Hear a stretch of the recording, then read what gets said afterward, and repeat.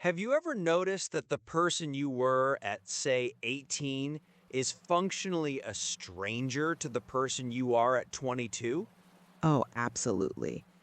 I mean, biologically, yourselves are mostly the same, but psychologically, the older version of you would probably look at the younger version with a mix of pity and just absolute bewilderment. Right, exactly. So, what actually happens in those 4 years to essentially kill off the old you? Today, we are unpacking a philosophical framework that maps out the exact mechanisms of human transformation. It basically outlines 7 specific catalysts that forge an adult mind. Yeah, and those are first heartbreak, solitude, loss, finding purpose, failure, responsibility, and forgiveness. Exactly. And for those of you currently navigating this transition, maybe you're in college right now, a time when these shifts are just deeply felt, this material serves as a sort of psychological syllabus for the human condition. It really does. But, looking closely at the source material, there is a pretty profound intellectual tension regarding how this transformation actually works mechanically. Right, and that is where we diverge. Because I read this material and I see a very clear through line of active, constructive choice. I'm arguing that genuine human transformation is fundamentally an exercise in agency. Change happens through our willful decisions to build, to accept responsibility and actively decide who we are going to become. Well, I see your point, but I read the underlying mechanics quite differently. When you really drill down into the psychology of those 7 catalysts, I'd argue true transformation is fundamentally an involuntary process of subtraction. Subtraction. Yes, subtraction. Change isn't some noble building project that we volunteer for. It's inflicted upon us. It happens when our illusions, our comforts, and frankly, our naive expectations are just violently stripped away by time and circumstance. We don't architect our transformation, we survive it. Let's lay out our foundations here. Because if you're listening to this in your dorm room right now, you might be thinking, great, so I just have to wait for terrible things to happen to me in order to grow up? Well, they will happen. Sure, but that passive waiting is exactly the trap I believe this framework is trying to help us avoid. When I look at the material, I see a really empowering thesis directed at anyone standing on the precipice of their own adult life. It places the locus of change squarely on your own agency. I just don't think the text supports that level of optimism, honestly. Let me point to the specific language used in the sections on finding purpose and responsibility, though. The author explicitly defines a changed person not as a victim of circumstance, but as an active builder. Okay. The framework suggests that when you find purpose, you are no longer just existing, you are building, and that changes everything about how you move through the world. That is a conscious executive transition. Right, but And just to finish the thought, when it comes to responsibility, the turning point isn't described as a tragedy happening to you. It's a realization happening within you. The text states that true maturation arrives at the precise moment you stop waiting and start deciding. So through that internal active shift, you become someone with a quieter confidence and a heavier purpose. But see, that assumes human beings are these entirely rational creatures who just naturally graduate into wisdom when they feel like it. I'm sorry, I just don't buy that transformation is primarily an executive decision. You don't think we decide to grow up? Not proactively, no. That interpretation relies on a highly sanitized, overly optimistic reading of the human experience. It completely ignores the much harsher foundational realities the author presents. Change is an eviction notice from your former self. An eviction notice. That's a bit bleak. It's what the text says. Look at the concluding synthesis of the material. It states quite plainly that a person is changed by what time asks of them, not what they volunteer for. Furthermore, if we look at the catalysts of loss and failure, it is explicitly clear that these forces operate entirely outside of our jurisdiction. Well, yes, loss is external, but Loss does not ask for your permission. That's a direct quote. The author warns that none of it arrives gently, and none of it leaves without taking something. You are characterizing change as an addition, adding purpose, adding responsibility. I am arguing that the mechanics of change are a profound subtraction. We are carved into our mature selves by the painful, involuntary removal of the false, unearned versions of who we thought we were. wait, let me push back on that because I'm struggling to square that pure subtraction idea with my own experience and likely the experience of anyone listening. If change is just an eviction notice, what actually drives a person forward? The lack of options. But let's drill down into how these catalysts sequence together. To understand how a person changes, we have to examine what initiates the departure from the old self. Do we change because we're inspired, or because we're basically kicked out of our comfort zones? You are pointing to the eviction, but I would argue that an eviction only empties the room. It doesn't remodel it. Let's look closely at the mechanism of purpose versus loss. Let's absolutely do that. Because the framework makes it undeniable that the initial fracture of the self is strictly involuntary. Take first heartbreak and loss. Okay, Why do these things fundamentally alter a person? Think about the mechanism of a first heartbreak. When you're 19 and you experience that first real romantic severance, it's not just sadness. It's a fundamental failure of your brain's predictive machinery. that is a very clinical way to describe a breakup. But it's true. You mapped your entire future around this other person, and suddenly that map is useless. The text notes that when love leaves for the first time, the world feels unfamiliar in its absence. It teaches you that things end, not because they were wrong, but because they were finished. Your environment is entirely shattered. I agree the environment is shattered, but the growth, When loss arrives, it rearranges everything: what you value, what you say, how long you linger when saying goodbye. The person in this scenario is not making a proactive choice to change their values. The external world has shifted so drastically that their internal world is forced into adaptation. The old self isn't voluntarily retired, it is rendered obsolete by shock. That is a brutal way to look at it, though I see the logic, but let me offer a different framework, especially for the students listening who might be in the middle of that exact disorientation. Go ahead. Think of loss like failing a major prerequisite course. It is undeniably jarring.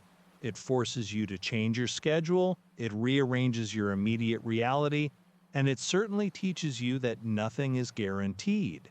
Right. but failing that class does not give you a degree. It doesn't tell you what your life's work is.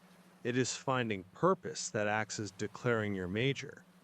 Look at how the author describes purpose. It's the moment something clicks and pulls you out of bed before the alarm. But the alarm still goes off. Yes, in other words, loss is the alarm clock you want to smash, but purpose is the coffee brewing in the kitchen. One wakes you up by force, sure, but the other draws you out of the room. Being pushed out of your comfort zone doesn't mean you automatically know where to walk. Purpose changes how you move through the world. The true architectural shift in the human soul is that active, dopaminergic pull toward meaning, not merely the reactive push away from pain. But you cannot declare that major, to use your analogy, until the failure has completely dismantled your previous assumptions about your own brilliance or, your default path. I'm not denying that dismantle happens. But the pull toward meaning only happens because the old meaning was demolished. You don't smell the coffee until the alarm forces you out of sleep. And that brings us to a crucial question. Once that initial shock happens, how does a person actually process the change? What happens in that chaotic middle period before you find the purpose? Well, they have to figure out who they actually are. Exactly. But is it a solitary, peaceful realization or a harsh reckoning? I argue the source material paints it as the latter, leaning heavily on the catalyst of failure and solitude. Okay, so if failure strips everything away, how does a person avoid just staying in the rubble forever? How does the processing actually work, in your view?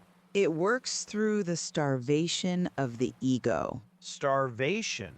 Yes, the text explicitly defines growth as a stripping away. Let's apply this to something our listeners deal with constantly: the curation of a persona.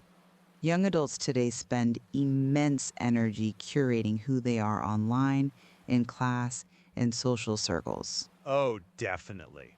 The performative aspect is huge. Right. And in solitude, the material points out the performance ends. There's no one to impress, no role to fill. Why does isolation force truth? Because without an audience to provide external validation, your brain is forced to evaluate its own intrinsic metrics. The changed self is what remains when the noise of the world is drowned out. I see where you're going with the noise. And failure acts as the ultimate ruthless interrogator. The framework says failure takes what you thought you were and asks you to prove it. And when you cannot, it leaves you with something more valuable: the truth. Transformation is a brutal unmasking. The change isn't learning a new skill. It's the painful realization that you are not who you perform to be. I hear you, but I am absolutely not convinced that the unmasking itself is the change. You are stopping one sentence too early in the text. Am I? Yes, I fully acknowledge the profound power of that subtraction. Failure absolutely removes the illusion. When your digital performance fails, or you bomb the interview for the job you tied your whole identity to, the illusion is gone. And that is the transformation. Now look at the very next line of the text regarding failure, which contains a crucial conditional phrase. It says, it leaves you with the truth, yes, but from the truth, if you are willing, everything worth building begins. If you are willing. Yes, that is the hinge upon which the entire philosophy turns. If you are willing. The unmasking isn't the growth. It's like an operating system force quitting a corrupted app. The crash is involuntary and jarring, yes, but writing the new code to fix the bug, that requires a programmer sitting at a keyboard making active decisions. That's a clever analogy, but The actual transformative step, the mechanism that creates the mature mind, is the willingness to pick up the tools and build upon that bare, crashed truth. it's clever, but you are separating the system crash from the rewriting of the code as if they are two distinct, unrelated events. My counter is that the willingness you speak of is generated entirely by the sheer exhaustion of the failure. Exhaustion generates willingness? That seems contradictory. The material says failure has a way of removing every illusion. You don't voluntarily drop your illusions, they are forcibly taken from you. Once they are gone, building on the truth isn't some triumphant, heroic choice. It is simply the only option left. So you're saying we just stumble into maturity because we're too tired to keep faking it? Essentially, yes.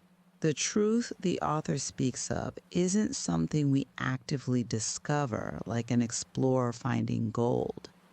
It is the raw, exposed nerve that remains after life has burned away our arrogance.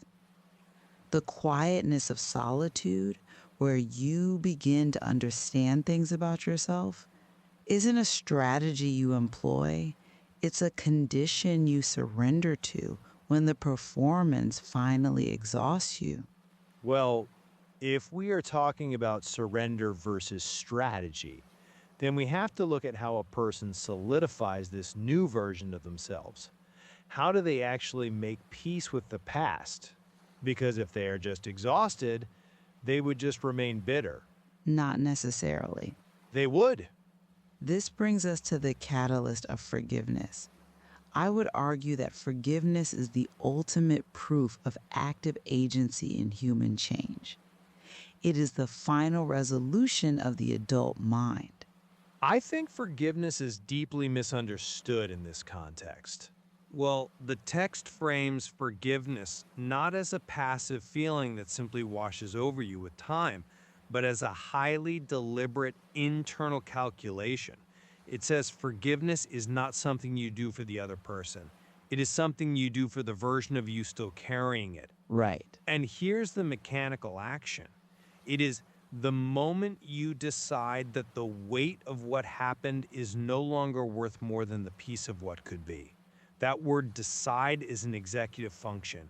It is cognitive consent. It is an intentional choice to drop a burden so you can walk forward, which proves that lasting change requires our active participation.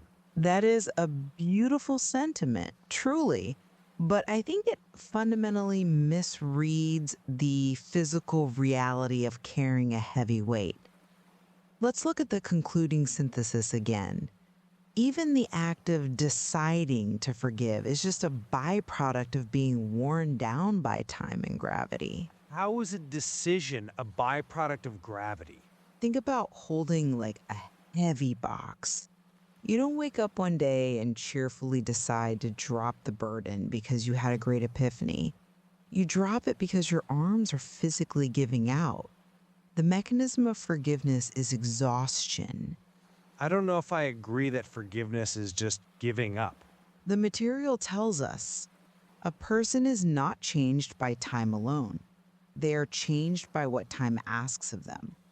What does time ask? It demands the grief that reshaped their priorities. It demands the silence that taught them who they were. You are emphasizing the moment the box is dropped, calling it a decision. Because it is a decision to let go. But the framework is emphasizing the immense, unavoidable friction that forces your hands to open. None of it arrives gently, we are reminded. The final product, someone who is more honest, whole, and far more themselves, is forged entirely in the fires of these involuntary trials. The maturity you are assigning to a victorious choice is actually just the quiet humility of having survived the fire. So we arrive at the core friction of our discussion here.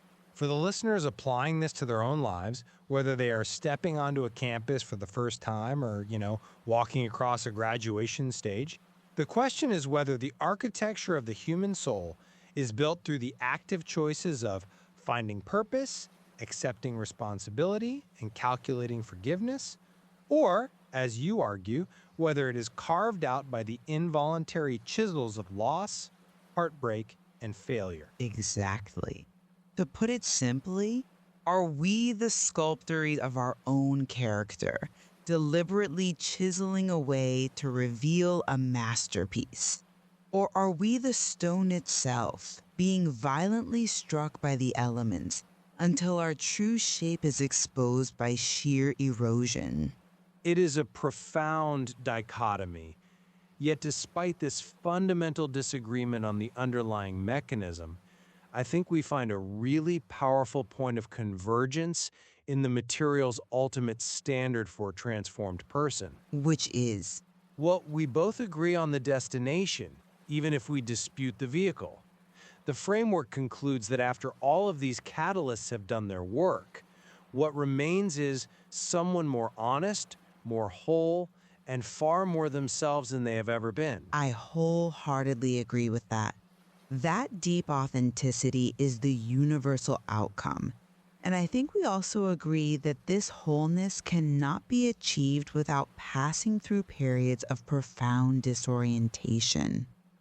Absolutely. Whether you view it as failing a prerequisite or having your operating system crash, the material is incredibly clear that the world must feel unfamiliar before it can feel true. The performance has to end. The illusions have to be removed. There is no shortcut around the grief that reshapes your priorities or the silence that teaches you who you actually are. Which makes looking at human development through both of these lenses incredibly valuable, especially for young adults entering such a complex, unpredictable world. I completely agree. If you only believe in active construction, you might blame yourself when loss arrives without your permission, thinking you somehow failed to build your life properly. But if you only believe in involuntary subtraction, you risk becoming deeply cynical, viewing life merely as a series of unavoidable traumas that you just have to endure. Understanding that change will both be demanded of you without your permission and require your active willingness to build upon the aftermath offers an incredibly complete philosophical toolkit. That is precisely the paradox this material captures so well. The catalysts will arrive whether you invite them or not. Heartbreak will teach you about the absolute necessity of letting go.